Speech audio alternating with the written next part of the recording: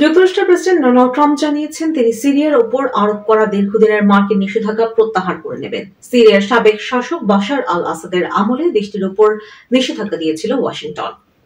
Saudi আরব সফররত Trump বলেন, একটি নতুন সরকার এসেছে, আশা করি তারা দেশকে স্থিতিশীল করতে এবং শান্তি বজায় রাখতে সফল হবে।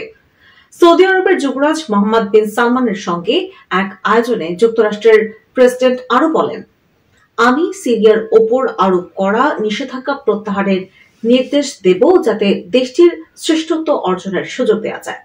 ট্রাম্পের এমন ঘোষণাকে স্বাগত জানিয়েছে সিরিয়ার পররাষ্ট্র মন্ত্রণালয়। সামাজিক যোগাযোগ মাধ্যমে প্রকাশ করা মন্ত্রণালয়ের এক বিবৃতিতে বলা হয়, জনগণের বিরুদ্ধে বাশার সরকারের যুদ্ধাপরাধের প্রতিক্রিয়ায় সিরিয়ার উপর নিষেধাজ্ঞা দিয়েছিল যুক্তরাষ্ট্র। এখন প্রেসিডেন্ট ডোনাল্ড ট্রাম্পের নিষেধাজ্ঞা তুলে নেওয়ার মন্তব্যকে স্বাগত জানায় সিরিয়া।